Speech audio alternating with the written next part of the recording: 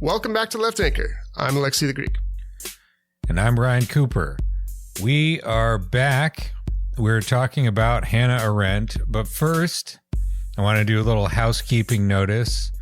I have got a book coming out. Just remembered to mention this seconds ago. But so it's coming out on the 25th. There will be a pre-order link in the description. And also on the 25th, I'm doing an event, an online remote event with the Powerhouse Arena. And David Dayan is going to be the host. So, we'll have a link to that where you can sign up and check it out too, if you so wish. Anyway. And as you should wish, if you know what's good for you, frankly. No, this is great, Coops. It's been a long time coming, brother. You know, Ryan's book was supposed to come out back in September. Before people even knew about the supply chain issues, before that was not on anyone's radar, right? You knew. Yep, it was delayed. I mean, the original schedule was spring 2021. And then that didn't happen for a variety of reasons. Then it was supposed to be September. And now January 2022, it's really going to happen. And so you can actually buy a copy if you want. And it supposedly will be delivered. I mean, unless it gets bogarted off the trains. Hey, mine's supposed to come. Mine's supposed to come on January 25th because I pre-ordered like a good boy. Yeah. And you all can pre-order right now. It's, do you have you figured out an elevator pitch? Because at least you should tell people the title of the book and the subtitle. But maybe you even have a little synopsis or a little pitch or something. It's called How Are You Going to Pay for That? Smart Answers to the Dumbest Question in Politics. I did not write the subtitle, but so I can't guarantee that the answers are in fact smart. But I think they're at least moderately intelligent. And basically the argument is I'm wrapping up, 8 years of columns into a nice little bow. And I'm sort of trying to set forth my basic moral ideological framework for how the economy works, what it's about. And, outside of sort of technical details and making the picture and pushing the argument rather that the economy is a social construct. It's made by policy. It's made by governments. It's made by the decisions of individual people. It isn't a sort of natural force that you have to sacrifice yourself to. And so, and that stated that way, it's kind of an obvious thing. People have been saying this for a long time, but you still see it everywhere. The idea that we need to beat workers into the labor market. This apparently is a big objection that Joe Manchin has with the child tax credit, whose payments just stopped this month. He doesn't like that people can get it without having to work. That comes straight out of self-regulating market ideology. And so, sort of throwing my little pebble against the wall, trying to crack that thing out to kind of convince people, give them a rough and ready kind of picture of how the sort of basic framework of economic systems and how a few practical examples of what could be done to fix them, to make them better in this country specifically, because they fucking suck. Here. Yeah, brother. I'm looking forward to our interview. So keep an eye out, everybody. We're going to do a whole episode where I interview Ryan on the book. But this is a nice little teaser because I know of no one better at debunking and demystifying something like this, which is the thing that the elites get away with is making something that is not just socially constructed, but is actually fairly straightforward and about who owes whom what and who is giving what to whom, and turning that into a reified thing, like you would sacrifice to the gods, sacrifice to the economy, the reified economy, which is this kind of, mystified abstraction, when in fact it's really people making concrete and specific decisions that have concrete and real effects on real lives. And I think over the years, you've been very good at calling bullshit on those that would obscure the very real and important political and economic consequences of that mystification. So I'm looking forward to our conversation. Yeah, it should be fun. Mystification is the word. This is a constant process in politics of people trying to pull the wool over your eyes. There is no alternative. Like this. And that I think is the signature move of neoliberals to say that this is the result of some sort of naturalized imposition, when in virtually every case it is a result of government policy somewhere. And that's, I think, a decent transition into our subject. Hannah Arendt talking about truth in politics. Yeah, 1967, first published in the New Yorker. Yeah, and so this is quite a long essay. We'll link to it in the description, of course. And so it's about, it's a sophisticated piece. It's about, the nature of truth, how truth kind of interacts with, political discourse, and about, the use of propaganda and organized lying and organized self-deception in more kind of authoritarian and even totalitarian contexts. Hannah Arendt obviously being a scholar of totalitarianism, and in her words. And maybe kind of a route into it would be to think about the question of, is propaganda effective? We've seen some takes on this. I won't say who necessarily, but it's been a real subject of discussion. Like does argument matter in politics, or is it all just the economy? Is it just like crude economic determinism that just sort of like mechanically produces people's opinions by what like job they happen to have, or whether they own, business or some shit? It's kind of a weird thing to talk about on a podcast, because here we are using language to discuss the influence of, like a particular argument about how people are, how their beliefs are formed. And so how could it possibly be the case that like my job mechanically forced me to like produce this sort of, it's a little. We've deceived ourselves, Ryan. We've deceived ourselves into thinking that arguments matter and ideas matter. Either that, or we are deliberately lying to people just for our own benefit and pretending that ideas matter. But even then, they would matter to make us money, I assume. So the meager money that we get from our patrons that we are appreciative of. But no, I think that idea is kind of absurd on its face when it's in its kind of straw man or caricature version of Marxist determinism, which is to say that ideas are totally epiphenomenal. They don't matter at all. They're just, it's one way, right? It's, just from material conditions to ideas. There's no feedback loop or anything, which is obviously contradicted by Marx himself, Gramsci, we know, and just even common sense, right? Like, the other extreme is to say that, ideas have, just supernatural power to transform everyone outside of any material conditions or without interacting with material reality at all.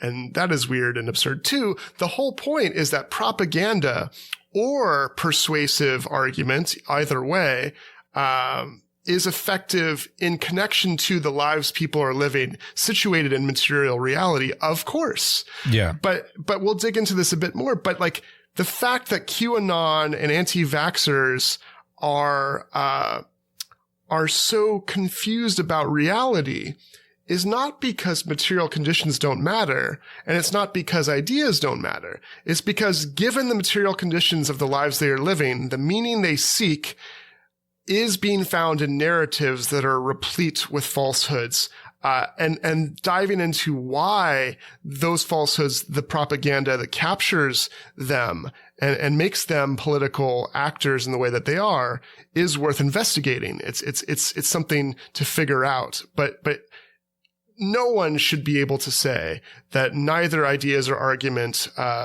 nor propaganda and lying, are relevant, and neither that material conditions are irrelevant. Obviously, both matter. Yeah. Yeah, exactly. And I think that the example of anti-vaxxers is maybe the most convincing one in this particular case. Like more or less pure propaganda, convincing people to quite literally kill themselves by the tens of thousands. If you've never gone onto the Reddit, the subreddit Herman Cain Awards, I recommend doing that at least once and just sort of scrolling through some of the posts, because the formula is almost identical in every case. You have a collection of Facebook memes about how the vaccines are bullshit, how you won't consent to, domination by the government, blah, blah, blah. Dr. Fauci is a Nazi, these type of things. And then they get COVID, they get very sick, and they die. And that's winning the Herman Cain Award, kind of dire stuff. Supposedly the intention of it is at least what they're saying. A lot of people are kind of gloating about this, but there's also a lot of people who get, sort of boosted up on there by saying, like, I read a lot of these posts and I got the vaccine because it scared the shit out of me, which is, seems reasonable. At least, probably in part because I'm not big on Reddit, but I assume that people who have a trust in the Reddit community in some way, right? Yeah. It's a I think honestly, it's another example of propaganda working. So you have people like these, 60-year-old smokers with COPD who are convinced that they're supermen and can't die of COVID by Facebook. And they post about their slow and, just gruesome death. And then that gets posted on Reddit, into a community of people who are not, like, they have a different social context. And even if they are skeptical of the vaccine for different reasons, they see this over and over again. And I think, repetition is key in propaganda. Any advertiser will tell you that. And they, it's like, it's affecting. I mean, that's the thing. It's like you scroll through 5 or 10 of these posts. It's like some of them are just like just pure Darwin Award, like the worst idiot hogs, just getting what they could not have asked for more loudly. Some of them are tragic. Some of them are just bird-brained morons who got convinced by Oprah and Dr. Oz, that the vaccines are dubious, or they just kind of put it off, and like they'll leave behind, like, I was reading one a while ago, mid-40s people, a couple, parents of 5 children. Dad was supposedly just completely devoted and didn't get the vaccine for whatever reason, and they both died within a week. I mean, the trauma of that is just incredible, and it's heartbreaking, and it's like, shit, if I hadn't already gotten the vaccine, it's like, shit, I'm gonna go get another dose, like. It works. Well, yeah. And I think, so here's what Arendt, where one of the ways in which Arendt illuminates why that's more effective than, say, whether on Twitter or with family members or whomever, just a random person or you telling your relative who's an anti-vaxxer the scientific facts, as it were, right? Yeah. That because she explains why it is often totally ineffective to just relate facts to people. Yep. Right? Because what you just described in Reddit is what she would call political, because it's a plurality. It's a group of people who are acting in concert towards some end or goal. They are acting with narrative and storytelling and framing in mind. You called it propaganda, which, that's fine to say that something is propaganda, even if it has a good result, perhaps. But the idea is that it's not just facts alone, what we might call scientific facts alone. It's the use of those facts in service of a narrative that takes political action, because people are not persuaded by facts. People are often, they buy into narratives or meaning-making systems, or they don't, right? Yeah. And there's political contestation in the realm of what we might call opinion.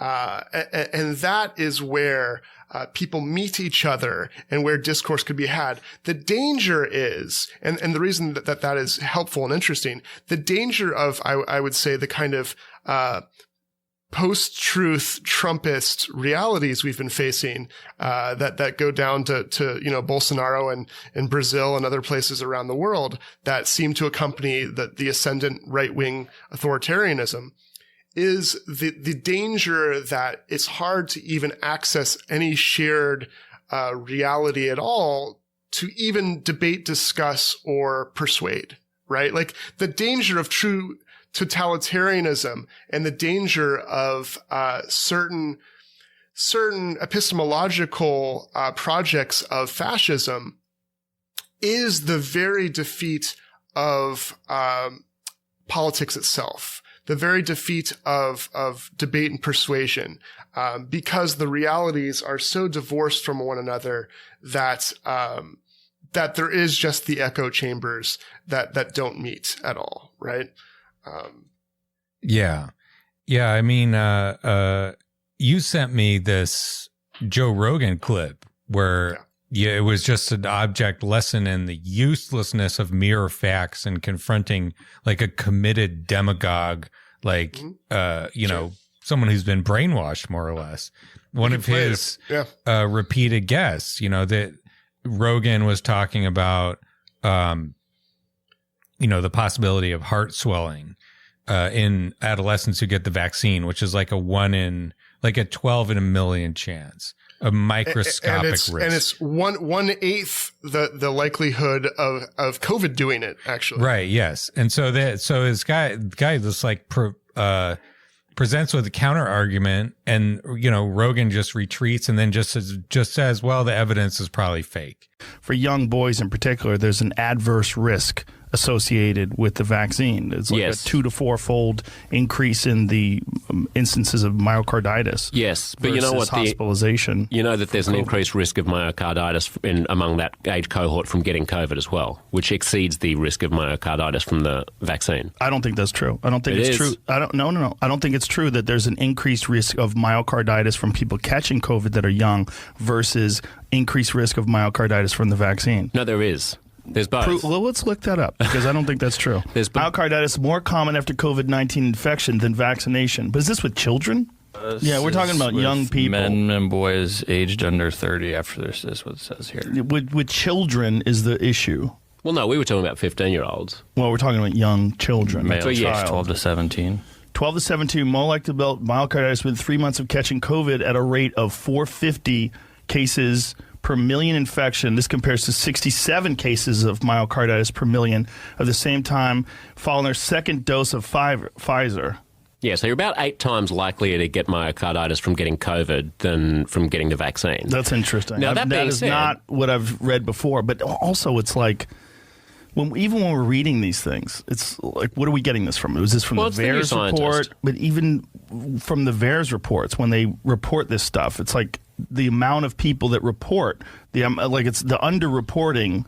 So like you can't lever people out of that kind of like ideological identity, community commitment with just information. I mean, most people at least. Like if you're talking to like possibly a scientist, like someone with an unusual kind of commitment to like introspection and something like that. But most people like can be totally like just dismiss the inconvenient evidence. And that why I think coming back to the Herman Cain Award stuff, it's like it's effective not just in terms of being like good propaganda individually, but in the context of you're on this subreddit, you're seeing post after post after post, you're seeing the transit of these pathetic Facebook. It's pathos, right? Yeah. It's not operating on the logical sense. It's operating on your emotions. Yeah, exactly. I mean, on both, I would say. Like both. Yeah, but it only works. It's not because sure. It only works because it includes the emotion, the pathos, right? The central axis is saying like telling these little, because every one of these posts about people dying, it's this little narrative arc. It's the people getting their comeuppance. I mean, the classic Greek tragedy sort of dramatic arc. I mean, an incredibly just maudlin and gauche fashion, but it's like the hubris meeting its nemesis, just over and over again. And like, I feel like it kind of hits some lizard brain shit that people maybe don't quite understand, but it's really effective, and you see over and over again, the other posts and people saying like, nope, got my vaccine. Like I spent too much time on here and it convinced me, because like, it's no fucking joke. I mean, it's a way of sort of harnessing those empirical facts. But going back to this question of material reality, and like what the sort of like business and like economic production system has to do with like truth and whatnot, I don't think it's a coincidence that in these Reddit posts, and I think every single one I have ever seen, it is Facebook every time. I've never seen one with Twitter. Maybe there are some, but I've read hundreds of these posts. Not a single one of them has anything but Facebook, Facebook, Facebook, Facebook. Usually the same format of memes and the same like the same memes repeated, between different places. And I think it's like the effect of propaganda. The propaganda on Facebook has been very successful because it's designed to be, right? Right. Well, and you're talking about a multi-billion-dollar company. I mean, they're making like $100 billion a year or something like that in profits. A scale that is unmatched in human history. I mean, 2 point something billion people, theoretically at least, on the same platform. I mean, the ability to transmit these kind of messages without any kind of like moderation or whatever, basically. And for people to be exposed to this type of propaganda, the stuff that like pushes your buttons in a business context in which like, a certain company is just making shitloads of money without having to, deal with any kind of legal liability for any of this kind of shit, because that's how the internet was set up in the first place. So, it's the two things interacting together, to return to the initial thing, like it's propaganda, it's ideas, it's argument, it's lies, it's deception, and it's the way that capitalism works in this particular moment that is brainwashing people on a fucking industrial scale.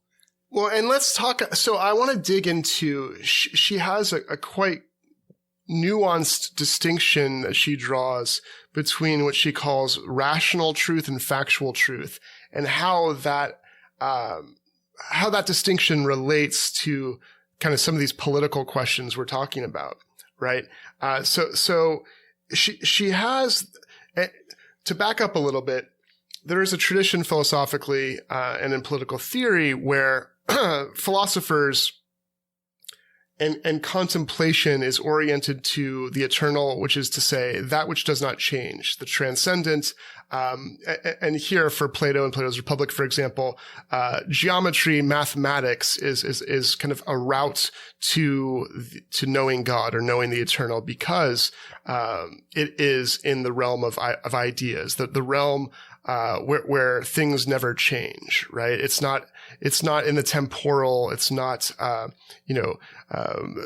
temporal, the transient, the empirical. These are things that are contingent. These are things that die, that fall away, that transform, that progress, as opposed to 2 + 2 = 4. That is always 2 + 2 = 4.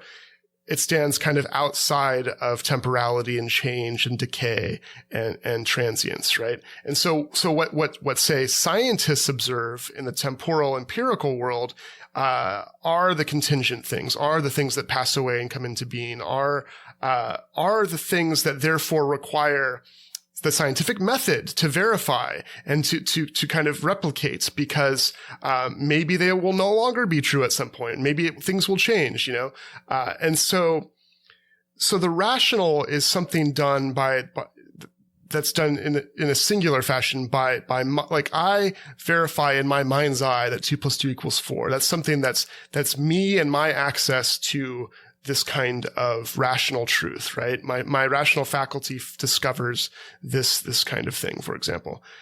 On the other hand, the factual, as she defines it, right, is the realm of what Wittgenstein would call accidental things, right? Which is to say, like, oh, it rains today.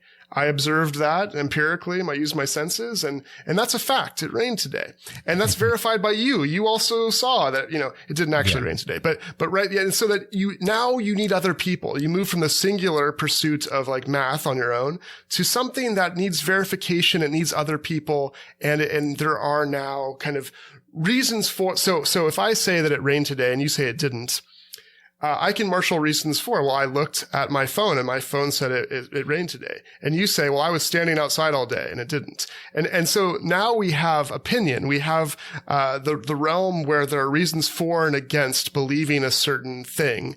And what is factual is what is true about that transient contingent thing, right? But people might offer different opinions. Okay. So you can see how we're getting from this to whether vaccines are more dangerous than COVID or whatever, right? Yeah.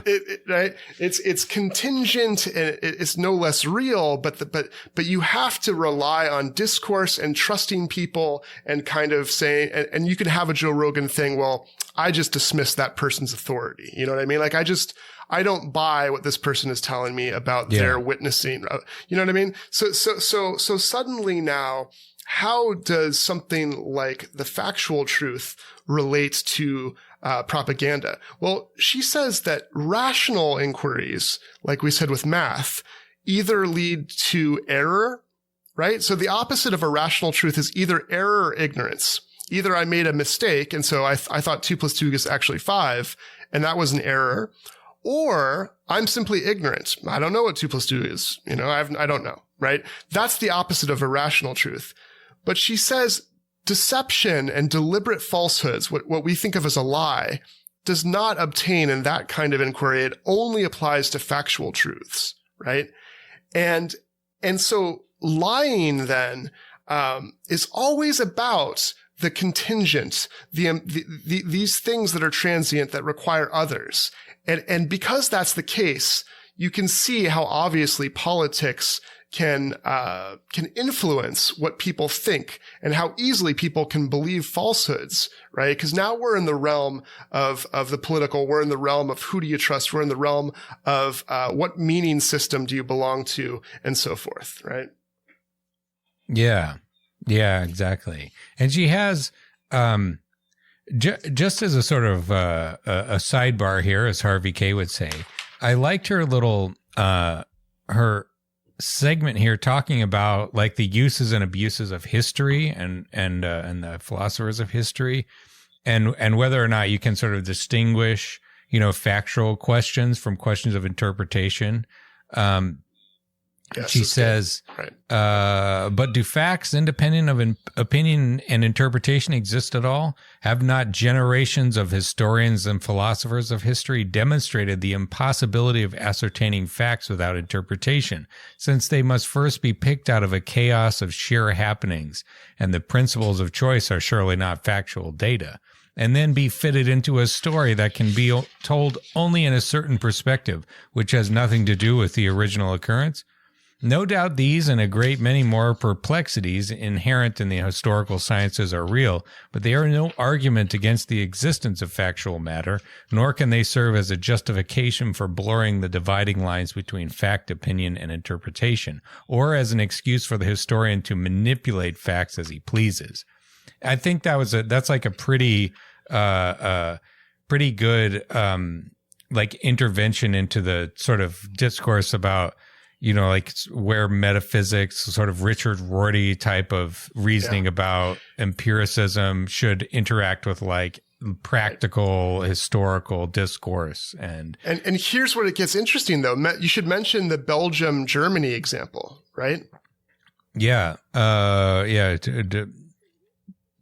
She talks about how Georges Clemenceau, who is the prime minister of France or something, right? During the Weimar,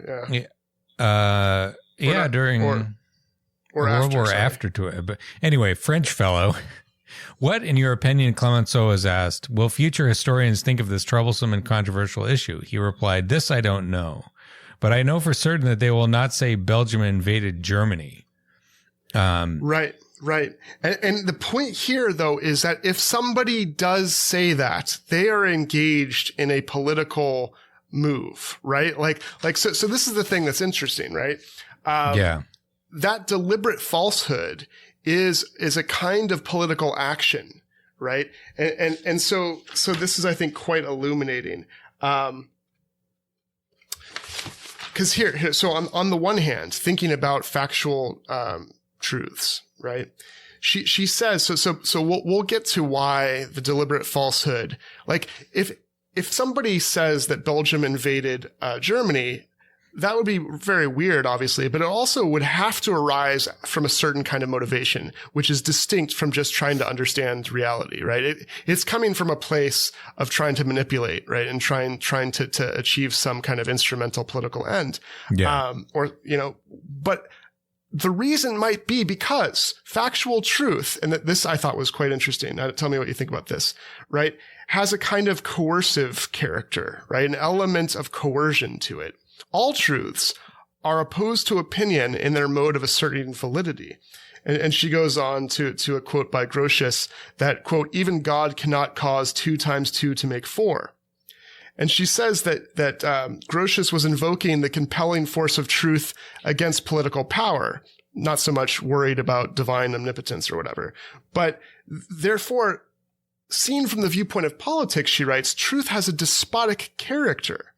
It's therefore hated by tyrants. Yep. No wonder Trump hates the truth, right? Who rightly fear, she says, the competition of a coercive force they cannot monopolize. And it enjoys a rather precarious status in the eyes of governments that rest on consent and abhor coercion. Facts are beyond agreement and consent. And all talk about them, all exchanges of opinion based on correct information, will contribute nothing to their establishment.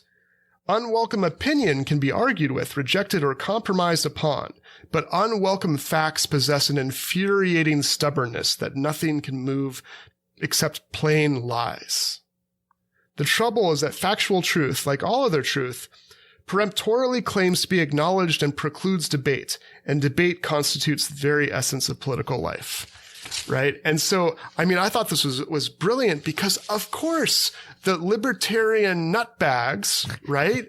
Nothing is more of a restriction on what they consider freedom to be than facts, because facts are coercive in this way. There's no argument about them. You can't argue with the facts, and therefore the only recourse, if you want your freedom, is to, right? And again, I'm freedom in air quotes here, which is not true freedom, but license to do whatever you want and desire, is to lie. It's the only recourse because there's no debate when it comes to the truth.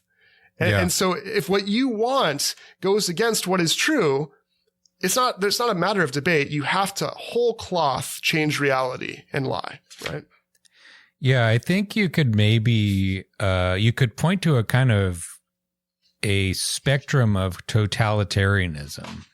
You know, if you think of a good, like, democratic government, being informed by the latest scientific research and translating those empirical facts into discussion. Yes. Yeah, into policy, you know, so you're let's say a social democratic government of somewhere, and you have your scientists. The scientists tell you, here are the facts on the ground about, let's say, a coronavirus pandemic. Then you take steps to protect the citizens from the coronavirus pandemic. You know, so you are sort of translating, you know, your like, in an ideal sense, the needs of your constituency and the people who elected you into state policy that will benefit them. But if you are a leader who is not responsive, who a tyrant, someone who is the opposite of responsive, who dominates the people, who's who is trying to impose his will on the people, then anything that sort of interferes with that, any brute facts that sort of barge in and try to like break up, like your ability to do whatever you want at any time. That's right. that dictate to you what you should tell the people and what policy you should make, rather than you controlling all of the power to dictate to everyone what should be done, right?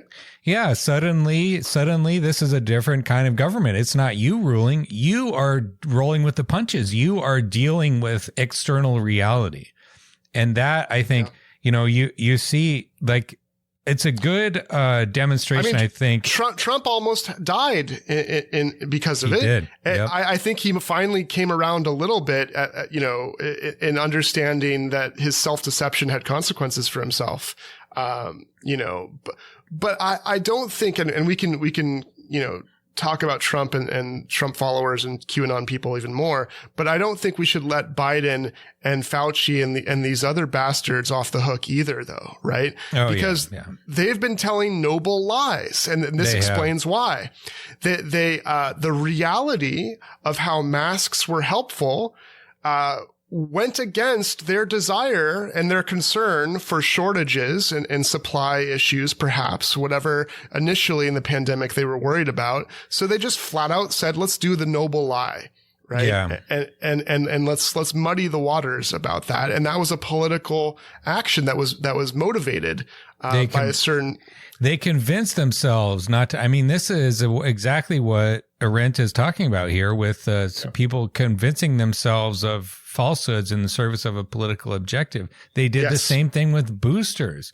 A couple of CDC people, they're doing it now with which that all masks are the same kind of nonsense, or we're not going to say that certain masks are better. Right? That one is absolutely baffling. Speaking of, politicians like translating the science, like Bernie Sanders was on Anderson Cooper's show. He did like a perfect 1 minute little segments talking about N95s, why N95s are better.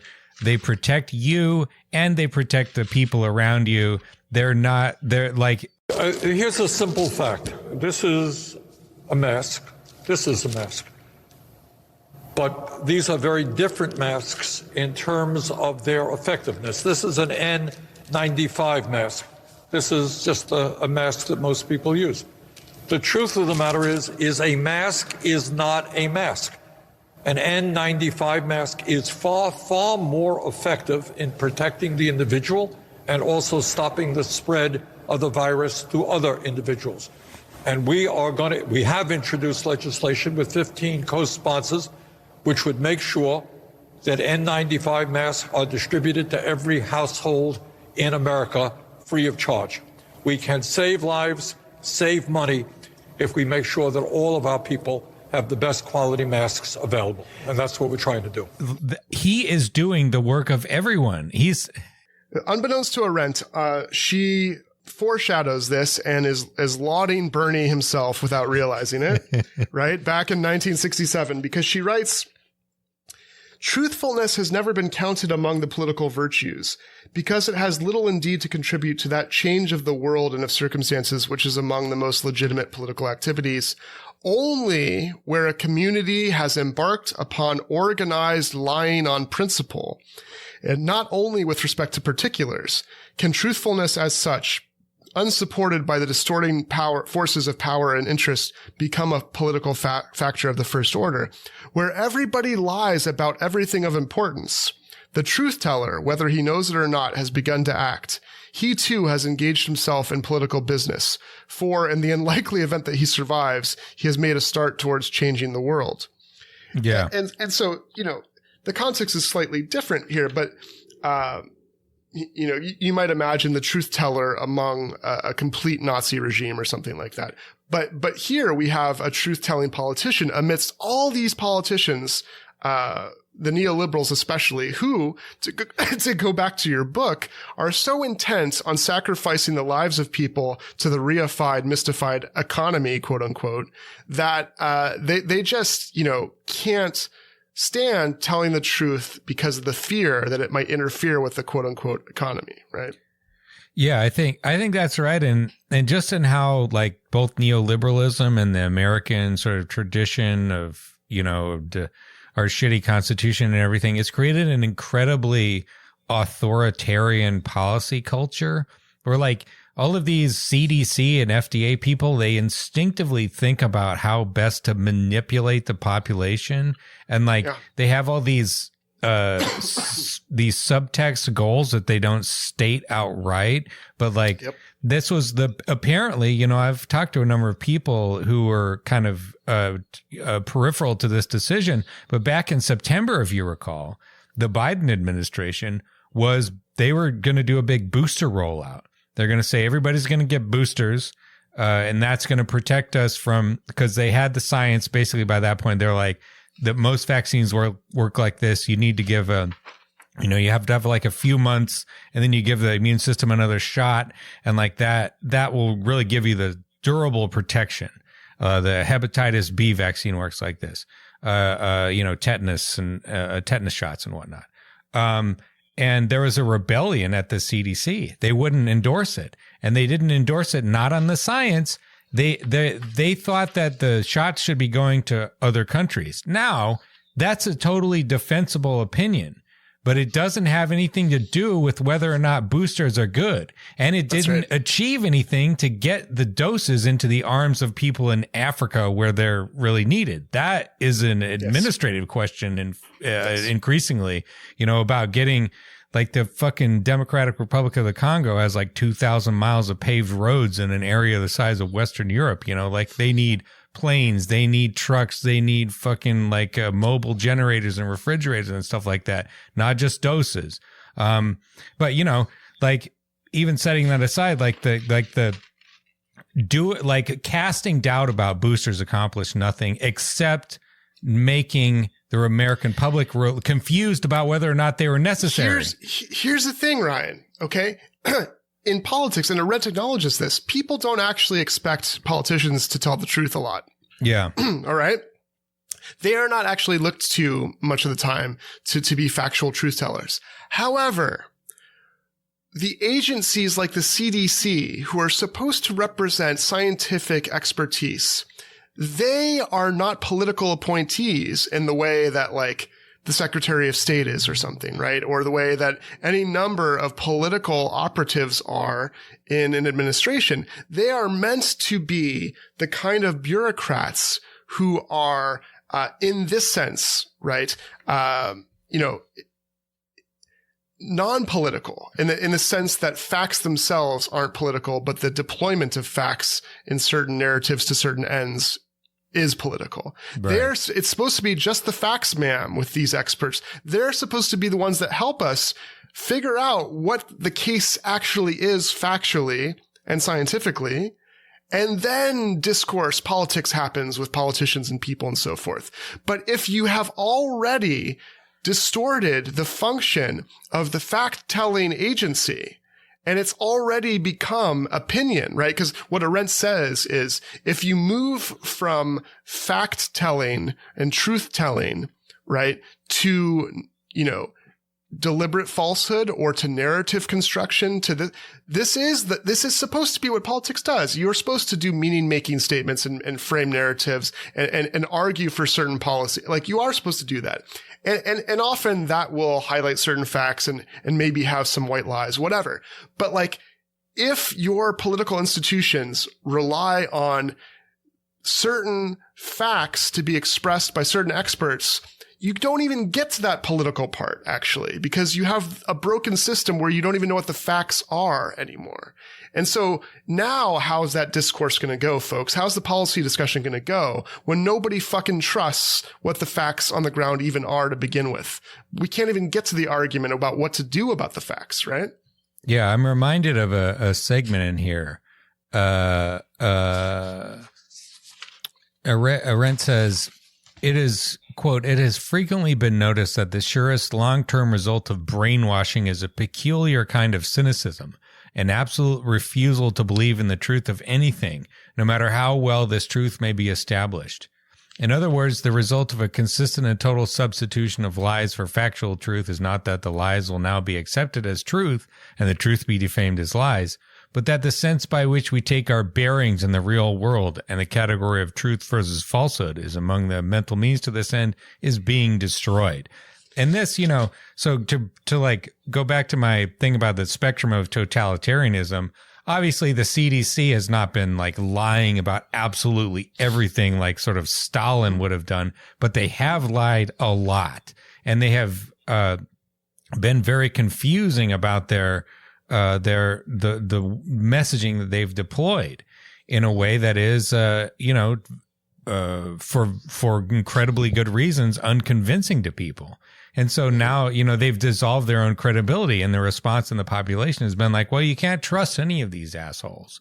So you're not like living in, the Soviet Union in the late 1940s or whatever, where it's like your brain has been melted by propaganda. But, you have like I remember in, early November of last year, like I finally got, like it clicked in my head about boosters, and I just started tweeting about it constantly. And I got a number of replies and DMs from people saying, oh shit, I didn't understand what was going on. Like they had been muddled in the communication has been so confusing that they had tuned it out. And, people at my work, they were like, oh, holy shit. Like a booster is way better than 2 shots ever was. And it gives you like good protection against Omicron. Like this was stuff that they had never heard. Vital information to their own safety and well-being that the fucking health bureaucracy had deliberately prevented them from understanding. And it relies on me, random blogger fuck, to like post at people and hope that it gets in front of as many eyes as possible. And, unsurprisingly, the United States is not even close to as boosted as most of Western Europe, because they didn't fuck up like this, because they weren't, they didn't get captured in the same way or like drive themselves into the same sandpit of lies. But, like this is fucking like concrete stuff. It matters. And the fact of, a lot of what I was posting was just charts. Just being like, no, look, your immune response goes up, And it was like, oh, in this context, boom, suddenly facts matter again, because, they like have been situated and placed in a social context where they can, be convincing to people. Well, yeah, because the political ends that you were seeking was to help people not die and get hurt, right? And that is why Bernie is doing the CDC's job better than the CDC, because he's not a fucking liar. He's trying to help people. He's not trying to by the way, he was also part of why he lost to Biden, right? We know was the Obama phone call and the unprecedented consolidation behind Biden and the stepping out of the race by everybody. But also COVID had started to kill people, and Bernie was pushing for people to be able to vote in the primaries remotely, so they wouldn't have to risk their lives by going to the polling places. Biden and Pelosi were like, no, fuck that. We're going to force people to vote in person. Yeah. And I almost wonder if Biden didn't do it on purpose, because I could see that Bernie, he didn't. He like bounced almost immediately. He was like, okay, I'm out, because I would think he couldn't handle, him staying in the race as the reason, right? To have people, risking their lives by having to endanger themselves in that way. And he couldn't do it, So when you compare Biden and Trump, for example, I think it's illuminating in a couple ways, right? Because this piece by Arendt reminds me of a piece that we might have referenced once or twice, but we never did an episode on. The philosopher Harry Frankfurt has a piece on bullshit, right? And it's pretty great. We could do an episode on that sometime. It'd be fun. But he distinguishes between bullshit and lying by saying that to lie, and this is absolutely in accord with Arendt, you have to know what the facts are. You need to know what the truth is so you can distort them in a way, right? You have to have concern about the truth so that you can achieve your end by distorting the truth. And this reminded me very much of Hillary Clinton and all the many ways that typical politicians from Biden to whomever, selectively use facts or kind of twist the facts or kind of tell half truths. And that is in service of, or just flat out lie in service of whatever end it is. And this comports with the kind of nonsense the CDC has been doing and what the Biden administration's been doing about, oh yeah, opening schools is our goal. So let's just say whatever we have to say that that's safe and fine, right? However, Trump is the epitome of the bullshit artist, the bullshitter. Yeah. Right? And this is interesting because the bullshitter may tell truths, may tell lies, but actually doesn't have any concern either way for whether what is being said is true or not, has no interest, and therefore doesn't need to even find out what the truth is, right? Because it's not about the statements at all being made and their truth value. It's about the performance. It's a kind of theater. It's about Trump seeming like he is a good leader or he's the winner or he's the man or whatever it is. It's about the bullshit artist and what he wants people to think of him or her. Right. Yeah. And that gets us to the situation now where you have bullshitters infusing Trumpism and the kind of total disregard for truth value and just, a regard for narratives that prop up the meaning-making systems, whether it's QAnon or anti-vax, whatever those right-wing orbits travel in, right? Where the truth value isn't really at play at all. On the other hand, you have the liars, the fucking liars, the neoliberals who have instrumental ends like the reified quote-unquote economy that they're trying to boost. Wink, wink. We know who they're really helping there. And so is it hard to is it easy to blame, your average citizen for being stuck between the liars and the bullshitters?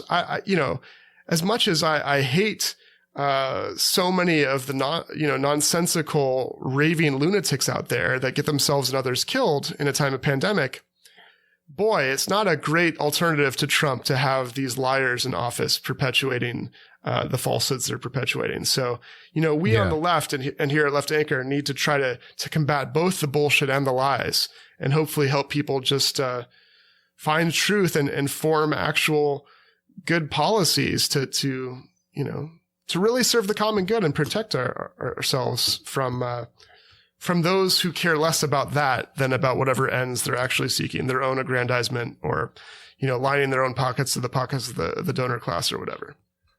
Yeah, there's a segment of the essay in which I think, Arendt doesn't say bullshit, but I think it fits precisely with what Frankfurt was saying. Yeah. She says, quote, only the occasional liar will find it possible to stick to a particular falsehood with unwavering consistency. Those who adjust images and stories to ever-changing circumstances will find themselves floating on the wide-open horizon of potentiality, drifting from one possibility to the next, unable to hold on to any one of their own fabrications. Far from achieving an adequate substitute for reality and factuality, they have transformed facts and events back into the potentiality out of which they originally appeared. And that was, I felt like that was a classic description of Trump, just sort of like bobbling along in the pandemic. Yes, unmoored. Like, yeah. Absolutely. Just sort of like, oh shit, we need to do lockdown. Wait, no, Clorox will save us. Wait, shit. Okay, everyone take this seriously. Wait, hydroxychloroquine, UV, your own fucking blood. This is, so here's some hope for us people because, this analysis is very interesting here. She writes that, facts assent themselves by being stubborn and their fragility is oddly combined with great resiliency. And she goes on to say that facts are superior to power. They're less transitory than power formations, which arise when men get together for a purpose, but disappear as soon as the purpose is either achieved or lost. This transitory character makes power a highly unreliable instrument for achieving permanence of any kind. And therefore, not only truth and facts are insecure in its hands, but untruth and non-facts as well. The political attitude toward facts must indeed tread the very narrow path between the danger of taking them as the results of some necessary development which men could not prevent and about which they can therefore do nothing, and the danger of denying them, of trying to manipulate them out of the world. And then she says, which is interesting here, right? Truth, though powerless and always defeated in a head-on clash with the powers that be, possesses a strength of its own. Whatever those in power may contrive, they are unable to discover or invent a viable substitute for it. Persuasion and violence, so this is the realm of politics, right? Persuasion and violence, can destroy truth, but they cannot replace it. Yeah. And that is, there is some comfort in that, actually. Yeah, it reminds me of all the Republican bills now in Virginia and elsewhere, basically making it illegal to teach American history.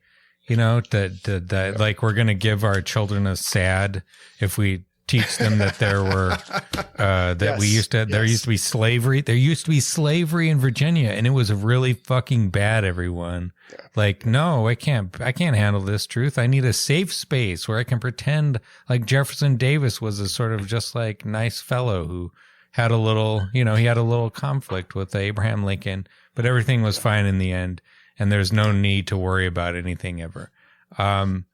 It suggests that, there's a great power.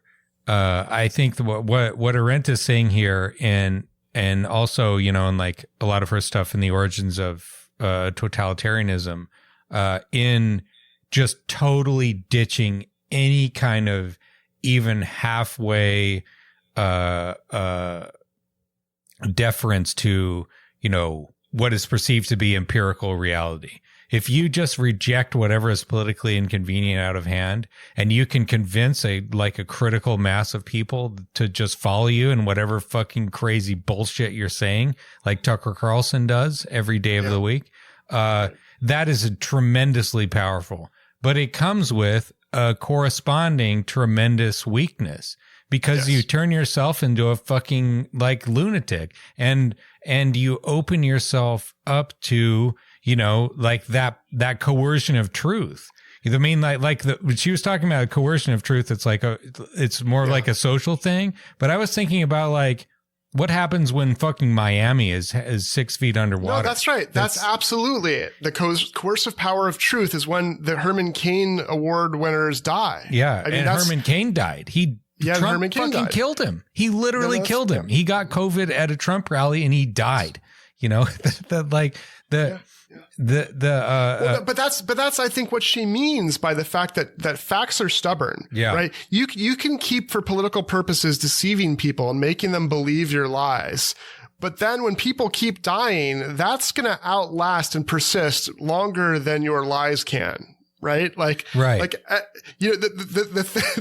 the thing about facts. They're stubborn. They're not going away. Right. They're not going to change. Whereas you can give up, and you could feel like you've been defeated by the facts. You can give up. You could be killed. You could be killed by the facts that you refuse to acknowledge, and that is happening. Here's the other thing. Authoritarianism and what she would refer to as terror, comes from regimes that, because they are not just anti-truth, but it's like Thanatos, the death drive. It's the Ouroboros eating its own tail, right? It's the Stasi not trusting and being paranoid about everyone, and Stalin being paranoid, and pretty soon everyone just gets killed. It just destroys itself. It's the opposite of solidarity and vulnerability and reciprocity, right?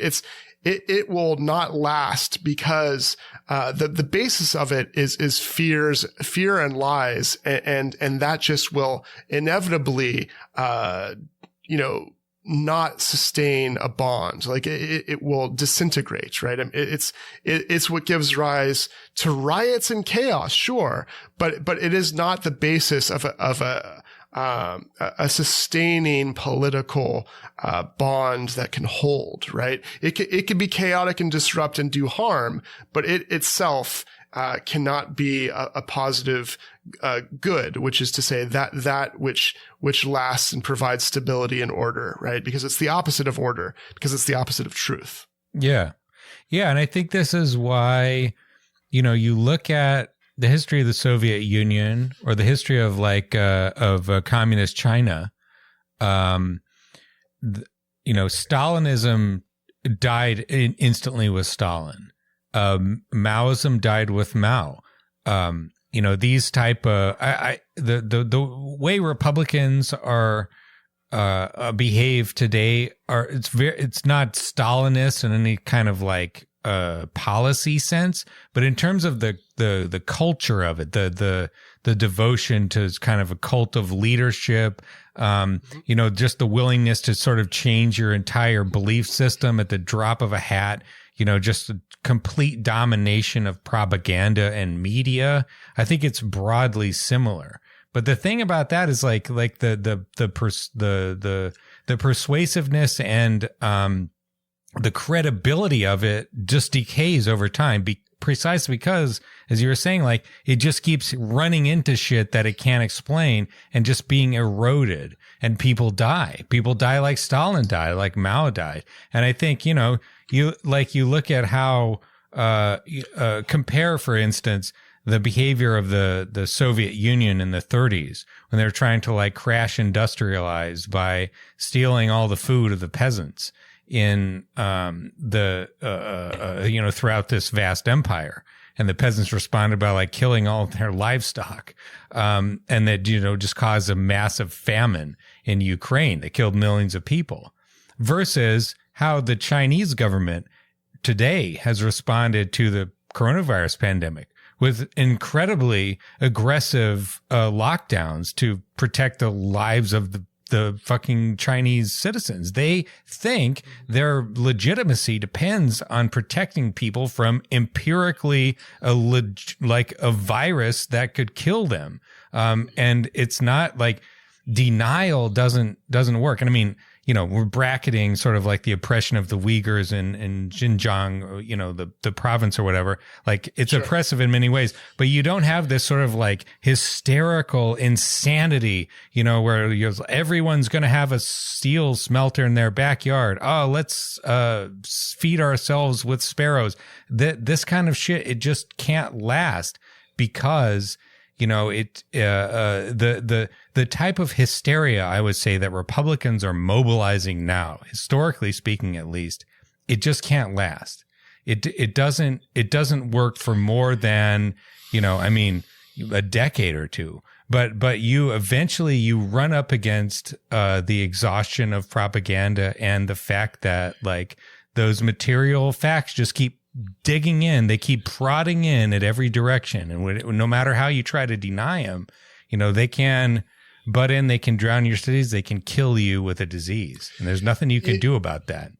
You know what else I'll say, though, because I don't want to let the Biden administration off the hook here, is that Arendt distinguishes what she calls power as something that is in the realm of the political, that which arises through action in concert. It requires multiple people. Individuals have strength, and strength can be magnified through instruments of violence like weapons and so forth, and that can magnify individual strength.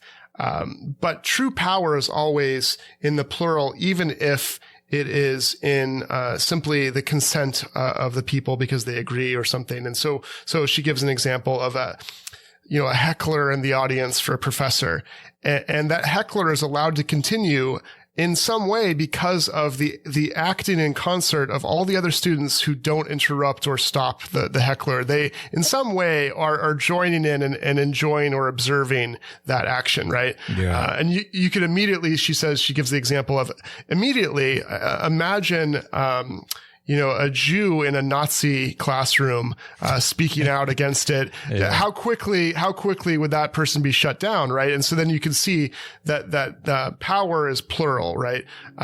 Where strength and violence is often, individual or can be individual. So ultimate, expression of violence is the one lunatic like Trump with the nuclear button, that the one person could put the button and destroy everyone, and that's pure violence, right?